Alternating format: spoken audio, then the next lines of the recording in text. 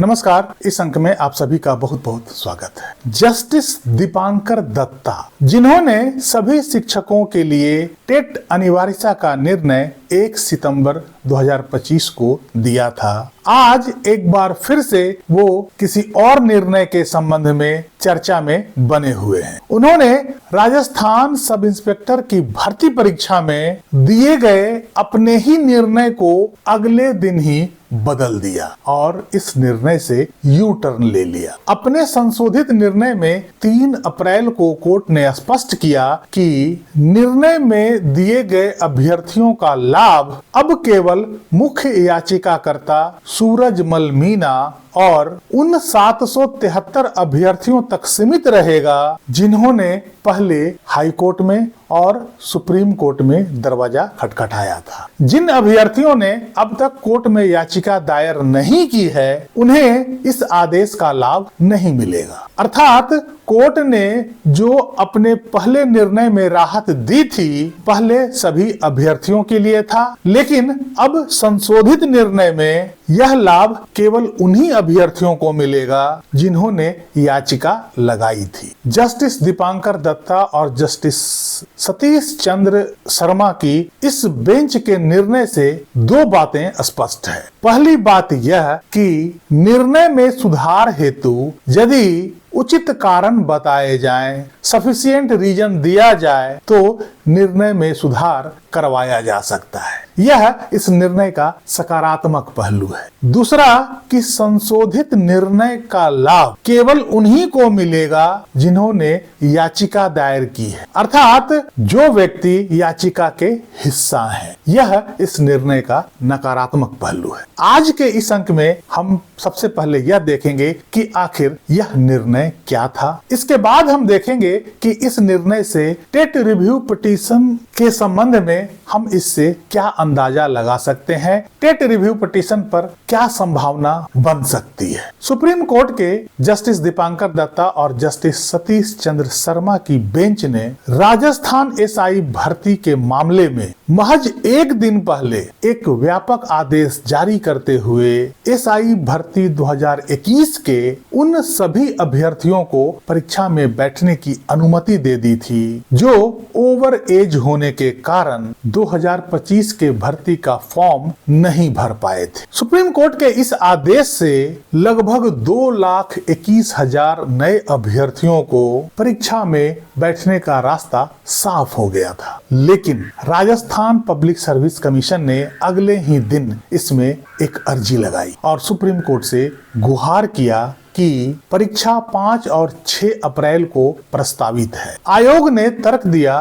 कि 7.5 लाख अभ्यर्थियों को एडमिट कार्ड जारी हो चुके हैं और परीक्षा केंद्रों की पूरी तैयारी हो चुकी। इस अंतिम घड़ी में 2,21,000 नए अभ्यर्थियों को इस परीक्षा के लिए फॉर्म भरवाना और इस परीक्षा में शामिल करना, उन्हें परीक्षा में बैठने की अनुमति देना ना तो व्यवहारिक है और ना ही संभव है। सुप्रीम कोर्ट ने राजस्थान पब्लिक सर्विस कमीशन के तर्कों को वाजिब मानते हुए अपने आदेश को सीमित कर दिया। कोर्ट ने स्पष्ट किया कि यह लाभ अब केवल उन अभ्यर्थियों को ही मिलेगा जो इस केस के मुख्य याचिकाकर्ता हैं और उन 713 अभ्यर्थी जो इस याचिका में शामिल हैं, जिन्होंने पहले हाई कोर्ट और सुप्रीम कोर्ट का दरवाजा खटखटाया था। जिन अभ्यर्थियों ने अब तक कोर्ट में याचिका दायर नहीं की थी, उन्हें इस आदेश के लाभ से वंचित कर दिया गया। कोर्ट ने 2 टूक कहा कि एक व्यक्ति दूसरे व्यक्ति के लिए राहत की मांग नहीं कर सकता। राजस्थान पब्लिक सर्विस कमीशन ने कहा कि मुख्य याचिकाकर्ता सूरजमल मीणा और 713 अन्य अभ्यर्थी जो इस याचिका के हिस्सा हैं, उनको प्रवेश पत्र जारी कर दिया गया है और वे परीक्षा में शामिल हो सके। कोर्ट के इस यू टर्न से जहां राजस्थान पब्लिक सर्विस कमीशन ने राहत की सांस ली, वहीं हजारों ओवर एज अभ्यर्थियों के अरमानों पर पानी फिर गया। अब समझते हैं कि इस निर्णय का सार क्या है। इस निर्णय को आखिर एक दिन बाद ही क्यों बदल दिया गया? यहाँ पर कौन सा सिद्धांत सुप्रीम कोर्ट ने लागू किया और क्या ऐसा सिद्धांत हमारे रिव्यू पिटीशन पर भी संभव है? जिस तरह से इस निर्णय में असंभवता का सिद्धांत का पालन किया गया और उसे पालन करते हुए निर्णय में संशोधन कर दिया गया, क्या उसी प्रकार 1 सितंबर के निर्णय में असंभवता के सिद्धांत को देखते हुए उस निर्णय में भी सुधार की गुंजाइश है? अभी कुछ ही दिन पहले मैंने वीडियो जारी किया था जिसमें डॉक्ट्रिन ऑफ इम्पॉसिबिलिटी अर्थात असंभवता का सिद्धांत के बारे में विस्तार से बताया था। जिस निर्णय को लागू करना संभव नहीं है या जो निर्णय व्यवहारिक नहीं है, उस निर्णय में अर्जी लगाकर या रिव्यू पिटीशन डालकर उस निर्णय में सुधार करवाया जा सकता है और अक्सर कोर्ट उसमें संशोधन करती है, क्योंकि न्याय असंभव की मांग नहीं करता है। इसी कारण से राज्य जो सेवारत शिक्षकों के लिए विभागीय टेट का आयोजन की बात करता है या राज्य सरकारों द्वारा उन सेवारत शिक्षकों को टेट में शामिल होने के लिए जबरदस्ती मौका दिया जा रहा है, जिन शिक्षकों के पास टेट में शामिल होने के लिए न्यूनतम योग्यता ही नहीं है, उसका मैं समर्थन नहीं करता हूँ। यह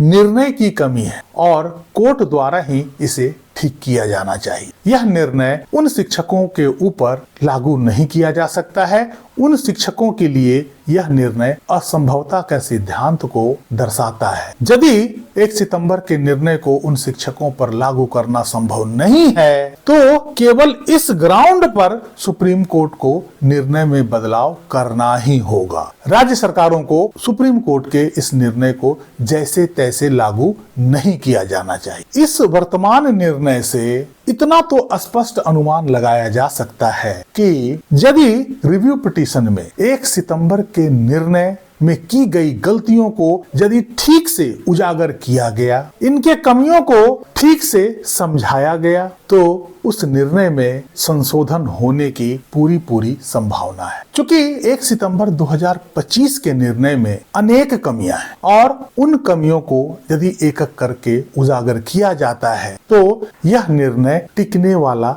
नहीं है। सुप्रीम कोर्ट इस निर्णय में बदलाव करने के लिए बाध्य हो सकता है। इसलिए राज्य सरकारों को इस निर्णय में बिना कुछ छेड़छाड़ किए उन सेवारत शिक्षकों को किसी भी टेट परीक्षा में कोई रिलैक्सेशन नहीं दिया जाना चाहिए जिनके पास टेट में शामिल होने के लिए न्यूनतम योग्यता ही नहीं। यदि उन शिक्षकों के लिए टेट में शामिल होना संभव नहीं है तो सुप्रीम कोर्ट यहाँ पर असंभवता का सिद्धांत लागू करेगी और इस निर्णय में निश्चित रूप से बड़ा सुधार होने की पूरी संभावना बनी। यह निर्णय शिक्षकों में एक उम्मीद निश्चित रूप से जगाएगा कि सुप्रीम कोर्ट अपने निर्णय को बदल सकती है। यदि सुप्रीम कोर्ट को यह साफ पता चले कि निर्णय में गलतियां हुई है या निर्णय व्यवहारिक नहीं है या निर्णय का पालन करना असंभव है तो 1 सितंबर 2025 के निर्णय पर विराम अवश्य लग सकता है। यह इस बात पर निर्भर करता है